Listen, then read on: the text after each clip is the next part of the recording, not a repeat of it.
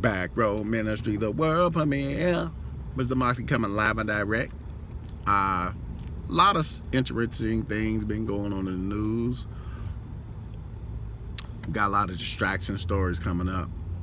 We got Trump and the JFK conspiracy papers, and he's going to release the papers, and he's going to make sure people know that there's no such things as a magic bullet. If you still believe in a magic bullet, you're just a damn idiot. I'm sorry to say. You're just a damn idiot. If you believe in the Las Vegas shooting, you're just a damn idiot. People, there are no windows in the Mandalay Bay. If I got an M60, for all my military chaps who understand this, who fire M60, I'm a gunner's mate, so I understand the sound that an M60 makes. And there's no silencer for an M60. If I unload that M60, it goes through a window. Best believe everybody's gonna know. There's no windows in the Mandalay Bay, and there are no balconies in the Mandalay Bay, so there's no sliding glass window.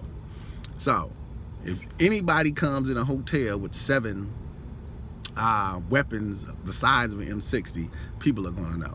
People definitely gonna know. So a lot of distraction stories have been in the news in the past couple of weeks. Bills have been getting passed. There was a big Department of Defense bill that people need to read about for those that's in the military to see how that's going to affect them moving forward. The tax bill is on the table. They probably passed some undercover stuff in that bill too. You need to look past these distraction stories. The distraction stories, bills get passed every day. So when people think that the Congress is not doing anything, that's BS. The Congress is always working.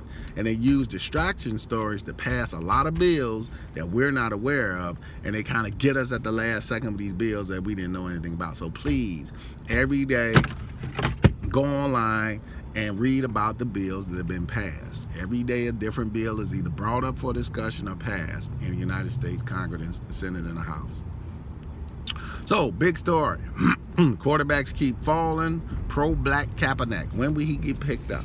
I do have pro-black Kaepernick coming back in the league, and I think it's coming fast. It's coming fast where we see pro-black Kaepernick hired again. If I'm wrong, I'm wrong, but I really think we're going to see pro-black Kaepernick back in the league before the end of the season, and possibly helping the team go to the Super Bowl. So I got my picks. I got the Cardinals, I got the Green Bay Packers, I still got the Miami Dolphins in the mix, and I still got the Colts in the mix as possible teams he can go to. And I'm also going to throw the Vikings in there as a team he can go to. But those are the teams that I'm looking at as possibilities for pro-black Kaepernick. And I call him pro-black Kaepernick because I think the whole thing with the kneeling is a bunch of BS. Bunch of BS. There's a lot of things other than kneeling that we should be doing in our community, and the kneeling ain't helping nothing. We need to be more active. A lot of these guys kneel down, but then they go and back a bunch of boys, as they know, caught up in the gang, like in drug life. So there's a lot of hypocrisy. So if you're gonna be active in the community, be active in the community. I was a member of the United States military. I stand up for the anthem, but I'm still actively doing stuff and talking about stuff in my community because I don't like a lot of things that the government does. So I stand up and say something about it.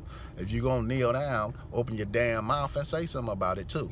You know, get on social media, some of these overpriced athletes, and start speaking up about some of the things you don't like on a day-to-day basis. Start putting out information to young men that make them think about some of these things on a day-to-day basis. That's how you do it. And then go to some of these schools, go to some of these rec centers, go to some of these playgrounds, start talking to some of these young kids. That's how you do it.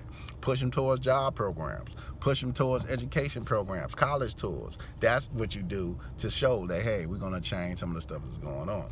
Other than that, you know, be proactive in politics. That's what you do. But all this other crap is just crap to me. It's garbage. It does nothing. It does absolutely nothing. So pro-black Kaepernick is a part of this script. He's been part of the script since last year. He's supposed to have been kicked out of the NFL last year. Suddenly he's pro-black Kaepernick and his jersey is selling. He ain't even playing his jersey selling. It's all a game, people. Black folk, African Americans, because we're going to kill color coding this year. Thank you, Waka Flocka Flame, for setting me straight. Young man setting the old man straight. Killing color coding. An African American man about to be put out the NFL, suddenly now his jersey selling off the chain because he kneels down. African Americans, we need to stop drinking the Kool-Aid. We need to stop drinking the Kool-Aid. We're so stuck in color codes, we can't see the real, true color of the devil. Sometimes the worst type of devil is the one that looks just like you. He looks just like you. Whoever seen Wonder Woman saw a perfect example of the devil. He'll come to you as though he's your friend and he's on the same page you at and that he's working towards the same goal, when all along he's the one who's manipulating the situation. So we really have to start looking at what's going on in our communities when we see these stories. We jump on the bandwagon a little bit too quick. For all those cornballs out there, red pill, blue pill, purple pill, whatever pill you want to be called, who attack Waka Flocka, you need to be shot. And I'm not saying with a bullet, but shot with some goddamn common sense. We need to kill the color clothes off. I heard these brothers are supposed to be so conscious, state that it's all right to be called black. When have you ever heard a Chinese man call himself yellow? When have you ever walked up in a Chinese restaurant and they call themselves yellow? When have you heard a Native American call himself red? When have you ever heard a Mexican or Hispanic person call themselves brown? Why do we eat this stuff up? And then we defend it when somebody says stop.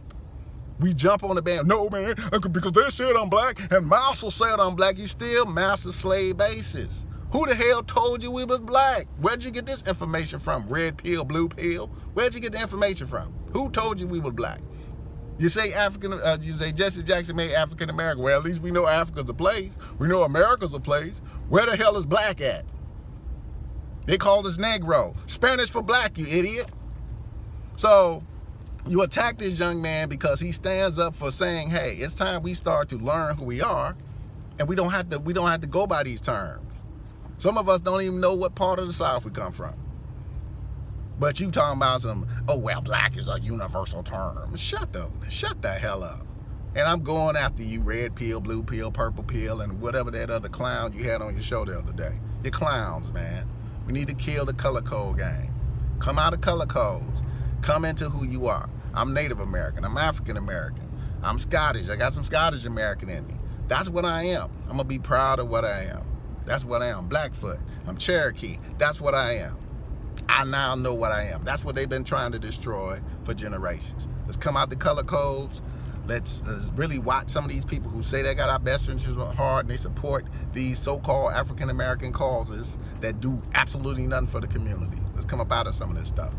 Kaepernick will be in the league. He's just another pawn and pansy for a damn football game. At the end of the day, y'all gonna realize that. Mr. Markey, Back Row Ministries. Peace.